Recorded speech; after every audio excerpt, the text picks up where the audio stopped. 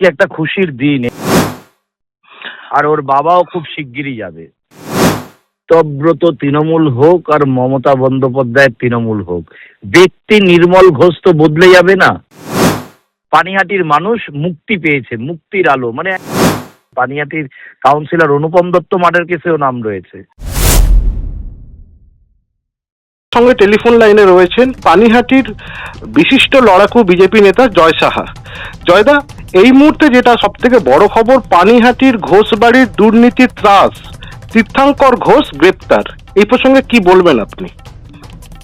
দেখুন, আজকে একটা খুশির দিন। এই দিনটার জন্য বহু বছর ধরে আমি এবং বিজেপি কার্যকর্তারা, যাদের উপরে অত্যাচার হয়েছে, প্রতারিত হয়েছে যারা পানিহাটিবাসী, তাদের জন্য এক নতুন ভোরের আলোর মতন প্রশাসন, যে প্রশাসনের মতন কাজ করছে, আইনের শাসন প্রতিষ্ঠা হয়েছে এই রাজ্যে, সেটা পরিষ্কার হয়ে গেছে।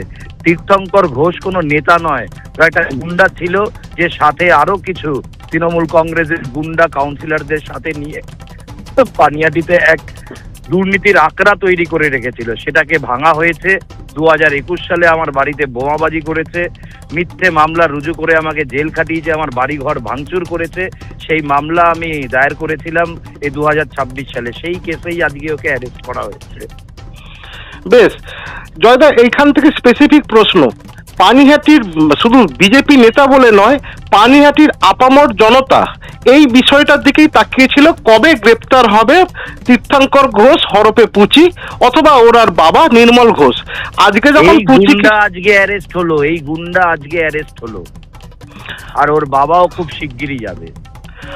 আজকে যখন দেখা যাচ্ছে নির্মল ঘোষকে নিজেকে সেফ করিডোরে রাখার জন্য উনি ছুটেছেন ঋতব্রতর শিবিরে। পরবর্তীতে ঋতব্রত বন্দ্যোপাধ্যায় তিনি জানিয়ে দিয়েছেন যে নির্মল ঘোষের সাথে আমাদের কোনো রকম কোনো সম্পর্ক নেই, নির্মল ঘোষ আমাদের পার্টির কেউ না। সেই জায়গায় এই প্রসঙ্গটাকে আপনি কি বলবেন? তাহলে কি উনি সেফ করিডোর খুঁজছেন? ঋতব্রত তৃণমূল হোক আর মমতা বন্দ্যোপাধ্যায়ের তৃণমূল হোক, ব্যক্তি নির্মল ঘোষ তো বদলে যাবে না। পানিহাটির মানুষ ছেড়ে দেবে না। ওনার জন্য সেফ করিডোর জেল ছাড়া আর কিছু হতে পারে না। ওনার যদি পানিহাটিতে সেফ ফিল হতো থাকতে, তাহলে তো উনি বাড়িতে থাকতো। উনি বাড়িতেই কেন, বাড়ি ছেড়ে গেছে কেন যদি কিছু না করে থাকতো? মানুষের ওপর যেভাবে অত্যাচার চালিয়েছে একটা জেনারেশন, মানে কি বলবো, পানিহাটির মানুষ মুক্তি পেয়েছে, মুক্তির আলো। মানে একটা হয় না যুদ্ধের পরে জয়ের উচ্ছ্বাস, তো আজকের দিনটা ভোটে জেতার থেকেও বেশি আনন্দের মতন। আজকে যখন তীর্থঙ্কর ঘোষকে পুলিশ গ্রেপ্তার করে কোর্টে প্রডিউস করবে, এই জায়গা থেকে পানিহাটির মানুষ আজকে একটা মুক্তি আন্দোলনের স্বাদ পাচ্ছে। সেই জায়গা থেকে বিজেপির তরফ থেকে কি কোনো বিজয় উৎসব থাকবে? সেটা তো এক্ষুনি, মানে কিছু সময় আগেই অ্যারেস্ট হয়েছে, অবশ্যই সেরকম একটা ছাপ থাকবে। দেখা যাক কি হয়। দাদা, আমরা কতদিনের মধ্যে দেখতে পাবো পানিহাটি ঘোষবাড়ির এই গুন্ডামির মেন মাথা অর্থাৎ নির্মল ঘোষ গ্রেপ্তার হবে? খুব শিগগিরই, খুব শিগগিরই। যখন এই নির্মল ঘোষের ছেলে যে পরিচালনা করত এই ক্রিমিনাল ফিল্ডটা অ্যারাউন্ড দিস জেলা, আর কি, আমি শুধু পানিহাটি বলবো না, সারা জেলা জুড়ে বহু মার্ডার কেসে নাম রয়েছে এই ঘোষবাড়ির, বহু মার্ডার কেসে। আমাদের পানিহাটির কাউন্সিলর অনুপম দত্ত মার্ডার কেসেও নাম রয়েছে। তো একটার পরে একটা মামলা রুজু হবে। এদেরকে কোনো মিথ্যে মামলা নয়, প্রতিটা ঘটনা যা ওরা ঘটিয়েছে, মানুষের সময় এসছে যে এখন গিয়ে একটার পর একটা অভিযোগ থানায় করুক। একটা কেসে অ্যারেস্ট হয়েছে, ও যেন জেল থেকে না বেরোতে পারে। প্রশাসনের কাছে আমার আবেদন থাকবে, আমার পূর্ণ আস্থা আছে যে যথাযথ শাস্তি দিয়ে, কঠোরতম শাস্তি দিয়ে একটা দৃষ্টান্ত তৈরি করবে, যেন এই দুর্নীতির রাস্তায় আর কোনো রাজনৈতিক ব্যক্তি নিজের পথ না বেছে নেয় আগামী দিনে। দাদা, এইখান থেকে আমার লাস্ট প্রশ্ন, নির্মল ঘোষ এবং তীর্থঙ্কর ঘোষের এগেনস্টে যে দুর্নীতির অভিযোগ আজকে পালা বদলের পর ফুটে উঠছে, দেখা যাচ্ছে এক নিঃশ্বাসে সেই দুর্নীতির কথা শেষ করা যাবে না। তাহলে এতদিন রাজত্ব শাসনভারে থেকে কি এরা বেলাগাম ভাবে ঘুরে বেড়াতো? পুলিশ তখন কি কাজ করত? পুলিশ দলদাস হয়ে কাজ করেছিল। পুলিশকে কাজ করতে দেওয়া হতো না। পুলিশকে মানে ডিকটেট করার একটা প্রভাব, মানে প্ররোচনা ছিল সব সময়।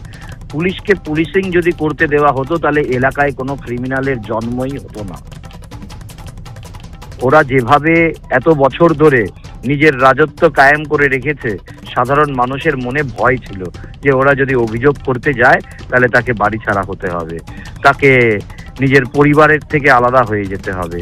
তাই আজকে সেই ভয় সন্ত্রাসের পরিবেশ থেকে মুক্তি পেয়েছে মানুষ স্বতঃস্ফূর্তভাবে গিয়ে অভিযোগ জানাতে পারবে, আর সেই অভিযোগের ভিত্তিতে মামলা হবে হবে হবে। এই নির্মল ঘোষ বাঁচতে পারবে না। এই নির্মল ঘোষ আমাদের পানিহাটির বোন তথা বাংলার বোন অভয়া কাণ্ডেও অভিযুক্ত, তো সে কি করে বাঁচবে? বাংলার মানুষ রেহাই দেবে না। পানিহাটির মানুষ মুক্তি পেয়েছে আজকে, পানিহাটির মানুষ এবার থেকে আওয়াজ তুলবেই। নির্মল ঘোষ পানিহাটিতে জেলে না গিয়ে বাড়ি ঢুকতে পারবে না। বেশ দাদা, জয়দা, আপনার কাছে এই শেষ প্রশ্ন আমার। বিজেপি নেতা ছেড়ে দিন, পানিহাটি রাজ্যবাসী ছেড়ে দিন, ব্যক্তিগত জয় সাহা, যার বাড়িতে ভোটের 2021-এ ভোটের পরবর্তীতে বাড়িতে বোমা ব্লাস্টিং এর মতন ঘটনা, যাকে কেন্দ্র করে মিথ্যা মামলা, জেল হাজত সবকিছুই হয়েছে, আজকে দেখা যাচ্ছে সেই নির্মল ঘোষের সুপুত্র তীর্থঙ্কর ঘোষ গ্রেপ্তার। আপনার কথা মতো নির্মল ঘোষের গ্রেপ্তারই সময়ের অপেক্ষা মাত্র। ব্যক্তিগত জয় সাহা কতটা আনন্দিত? অবশ্যই আনন্দ। আমার যে একটা ভরসা আশা মুছে গেছিল যে আইন কিছু এই প্রভাবশালীদের বিরুদ্ধে কিছু স্টেপ কোনোদিন নেবে না, সেটাই পালা বদলের পরে পূর্ণ আস্থা রেখেছিলাম আমি। সেই আশা রেখেই আমি যখন অভিযোগ দায়ের করানো হয়, তখন কিন্তু আজকে সেই দিনটা, আজকেই সেই দিন যেই দিন পুলিশ কিন্তু বুঝিয়ে দিল যে আইনের রাস্তাতেই চলবে। প্রশাসন দলদাস হয়ে, প্রশাসন যেভাবে কাজ করেছিল সেটার পরিবর্তন যে হয়েছে সেটা কিন্তু তাদের অ্যাকশনসে বোঝা যাচ্ছে। বেশ দাদা, আইনের শাসন প্রতিষ্ঠা করার জন্য আমি মাননীয় মুখ্যমন্ত্রী শুভেন্দু অধিকারীকে অনেক অনেক ধন্যবাদ জানাই। আর এই ধন্যবাদ শুধু আমার তরফ থেকে না, বাংলার মানুষ, পানিহাটির মানুষ মন থেকে আন্তরিকভাবে অভিনন্দন জানাচ্ছে।